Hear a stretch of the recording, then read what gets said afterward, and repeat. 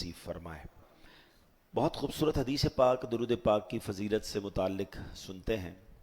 فرمان مصطفیٰ صلی اللہ تعالی علیہ وآلہ وسلم، صلاتکم علی محرزۃ لدعائکم ومرضات لربکم وزکاۃ لأعمالکم۔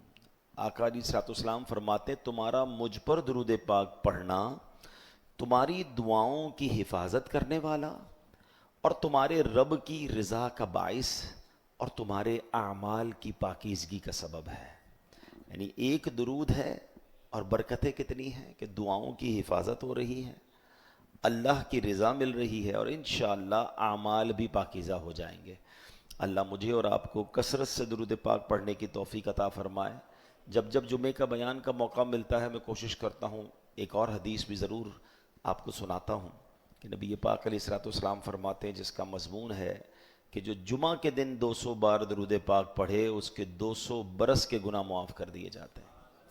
تو یہ گناہوں کو یہ سمجھیے کہ معاف کروانے والا وظیفہ ہے، تو جمعہ کے دن تو اسپیشلی کثرت سے درود پاک پڑھا کریں۔ آئیے محبت کے ساتھ درود پاک پڑھ لیں۔ صلو علی الحبیب صلی اللہ تعالی علی محمد صلی اللہ علیہ وسلم۔ تا قیامت اس بہار باغ جنت پر سلام، شان عزت کان رحمت جان عفت پر سلام، دل سے اس جان جاں پر چاہیے پڑھنا درود، پہنچے امت سے شفیع جرم امت پر سلام، بے دل مسکین کا یا رب بھیجتا رہ تو مدام، تا قیامت شافع روز قیامت پر سلام۔ ایک بار پھر محبت کے ساتھ درود پاک، صلو علی الحبیب صلی اللہ تعالی علی محمد صلی اللہ علیہ وسلم۔ سبحان اللہ، شعبان المعظم کا مہینہ ہمارے درمیان، اس کی بابرکت گھڑیوں میں ہم سانس لینے کی سعادت حاصل کر رہے ہیں۔ سبحان اللہ، نبی پاک علیہ الصلوۃ والسلام فرماتے ہیں شعبان المطہر و رمضان المکفر۔ فرماتے ہیں آقا شعبان پاک کرنے والا ہے اور رمضان کفارہ ہے۔ یعنی شعبان عبادت کا مہینہ ہے، کثرت تلاوت کا مہینہ ہے، کثرت درود کا مہینہ ہے، کثرت استغفار کا مہینہ ہے۔ ایک حدیث پاک میں آتا ہے یہ وہ مہینہ ہے جس سے لوگ غافل ہیں، حالانکہ اس مہینے میں لوگوں کے اعمال اللہ رب العالمین کی بارگاہ میں پیش کیے جاتے ہیں۔ اسی مہینے میں ملک الموت کو ان سب کی فہرست دے دی جاتی ہے جن کی آئندہ سال روح قبض کی جائے گی۔ وہ رات شب برات ہے، ہمیں اس کی تیاری کرنی ہے، اس سے پہلے توبہ کرنی ہے، اور وہ رات بھی عبادت میں گزارنی ہے۔ اس رات انشاءاللہ جو اعمال کرنے ہیں وہ انشاءاللہ میں بیان کے آخر میں عرض کروں گا۔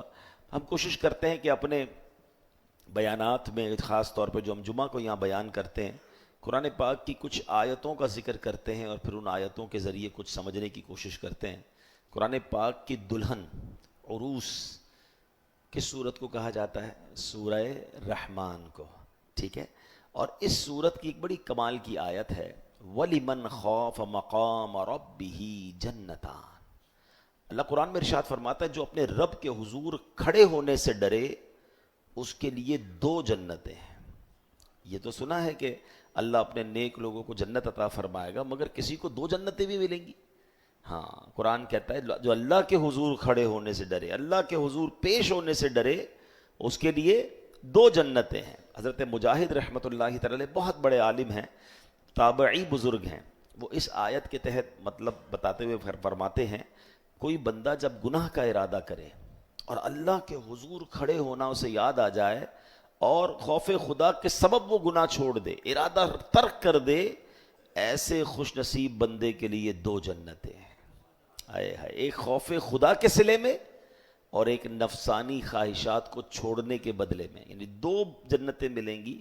گناہ کا ارادہ ہو گیا، موقع بھی مل گیا، اور بندہ اس لیے چھوڑ دے کہ بس اللہ کے بارگاہ میں کیا جواب دوں گا، رب ناراض ہو جائے گا۔ خوف خدا کی وجہ سے گناہ چھوڑنا، قرآن کہتا ہے وَلِمَنْ خَافَ مَقَامَ رَبِّهِ جَنَّتَانِ، اس کے لیے 2 جنت۔ اور جنت کیسی ہے؟ اسی صورت میں اللہ نے آگے جنت کو بھی بہت خوبصورت انداز سے ڈسکرائب کیا قرآن میں، ذواتا افنان، اور شاخوں والی ہیں، یعنی جنت میں پھلوں سے لدے ہوئے باغات ہیں اور ہر شاخ پر قسم قسم کے میوے لگے ہوئے ہیں۔ فیہما عینان تجریان، ان میں دو چشمے بہ رہے ہیں، یعنی جنتوں میں صاف اور میٹھے پانی کے دو چشمے بہ رہے ہیں، ایک چشمے کا نام تسنیم ہے اور ایک کا نام سلسبیل ہے۔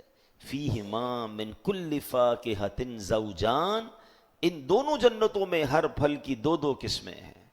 جنت کے پھلوں کے ذائقے، ان کی جو کوالٹی ہے وہ دنیا کی کسی چیز سے کمپیئر نہیں کی جا سکتی۔ تو اے میرے پیارے اسلامی بھائیوں، اللہ کرے کہ ہم اس جنت کی تیاری کریں جس میں اللہ نے اپنی نعمتیں تیار کر رکھی ہیں، اور قرآن میں جنت کو بیان بھی کیا۔ اور یہ جو آیت ہے جس کا میں نے آج ذکر کرنا ہے، اللہ کی بارگاہ میں کھڑے ہونے سے ڈرے۔ آج پرابلم یہ ہے کہ آج لوگ گناہ کرتے ہوئے، زیادتی کرتے ہوئے، ظلم کرتے ہوئے، کسی کے ساتھ اس کا بیڑا غرق کر دیں گے، حرام کریں گے تو اتنا حرام کریں گے کہ لگتا ہے ان کو مرنا ہی نہیں ہے، ان کو اللہ کو جواب ہی نہیں دینا ہے۔